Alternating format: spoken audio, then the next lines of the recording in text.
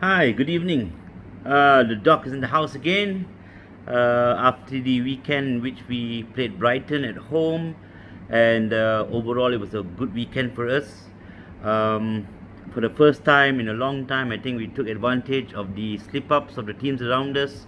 Leicester losing, Chelsea losing, Spurs drawing, and we actually picked up the 3 points. That's wonderful.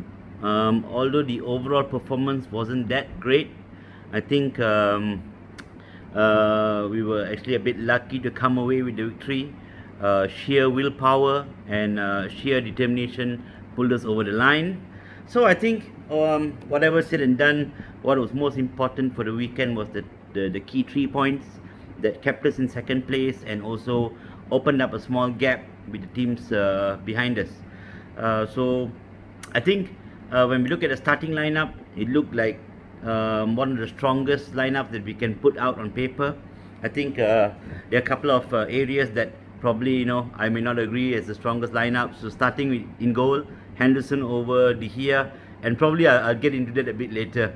And we played the 4-2-3-1 formation that Ole loves to play, but I think a lot of the United fans will be very happy because there's no two defensive midfielders. Although I would have probably liked to see McTominay in that role next to Pogba. Um, and I think the good thing of playing a defensive mid alongside Pogba would actually allow Pogba to play that sort of a quarterback role from slightly deeper in the midfield position, and also allowing the front three to press a little bit higher up. I think the 4-2-3-1, a lot of people have made a lot of fuss about the 4-2-3-1, especially when we play with two defensive midfielders, especially at home. But I think what the 4-2-3-1 does allow is, it allows the left back and right back to actually press a little bit higher up. And you actually start pressing a bit higher up the pitch and in an attempt to win the ball back. Um, well, the probably there's still a lot of debate over whether that's the right formation that we play. There's a lot of talk about it not being the DNA because we always play with white men, but I think a lot of teams are adopting such a formation now. It's just what the choice of your two deep line midfielders would be. Um, so apart from that, I think good strong starting lineup, and I think we started well. We started fast. We started on the front foot, and then probably slightly, we were packed back, and Brighton took the lead out of nowhere. Actually, wonderful cross. I think there's nothing much that Luke Shaw could have done about it.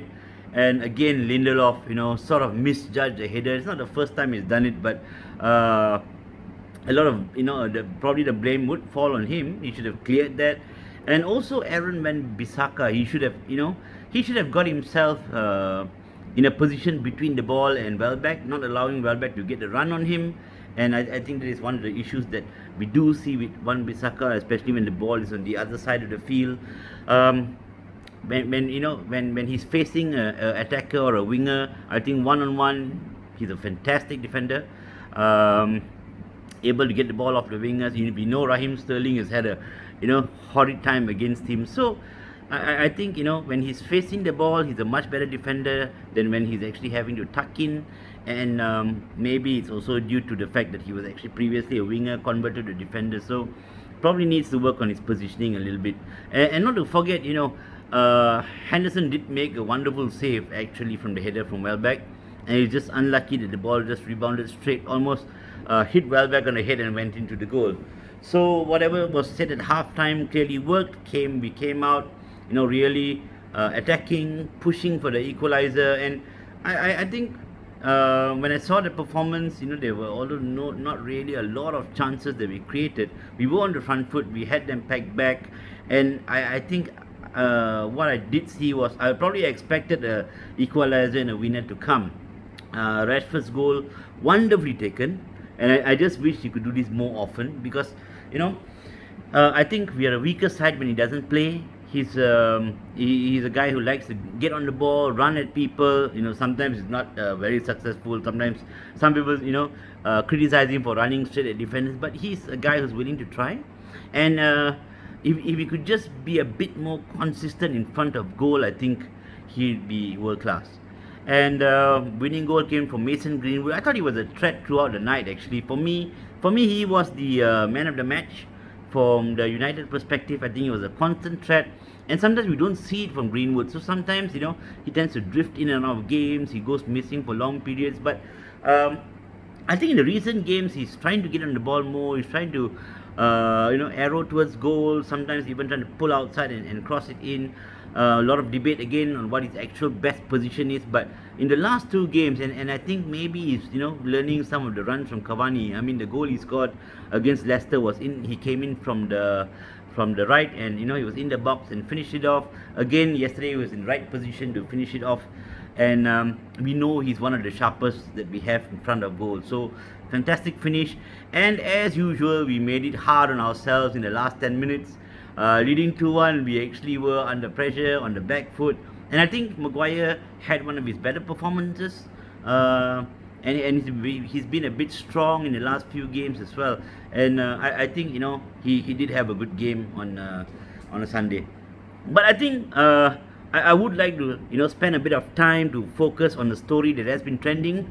Probably just after the game, I think there's a lot of stories coming out about De Gea and Henderson.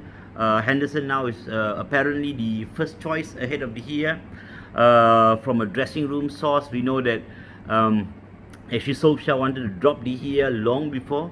I think what is being quoted is the West Brom game. And I think he used the excuse of him going away for his child's delivery to actually drop him from the squad. And then there's also news from in the media that says that they're actually going to pay him off and let him leave at the end of the season. For me, I think this is not a way to treat a club legend. I think there's no real cause to drop him this season. He has been performing. Yes, he had a couple of bad seasons, especially post the World Cup. But this season he seems to be almost back to his best form. If you ask me, I can't remember a lot of very clear-cut mistakes leading to goals. Probably one would be the I think it was a corner against Sheffield United, if I'm not mistaken. But for me, that he was fouled and lost the ball and dropped the ball. I think the other one that comes into question was the Everton's third goal, where some say he could be braver coming out to Calvert-Lewin. But come on, Calvert-Lewin was played onside by Maguire. It was all in a very quick kind of movement, and he did go out, but just didn't get to it in time. But for me, I don't see a real clear cut, a lot of mistakes that requires him to be dropped. And for me, I don't think this whole matter is being handled well at all, especially not to a guy who has been at the club for almost 10 years, more than 400 plus appearances. He's been our player of the season, 4 times. He was there when actually, a lot of things were falling apart around United. He won us at least 20 points a season. Well, I'm a big De Gea fan, and for me, he's still the number one.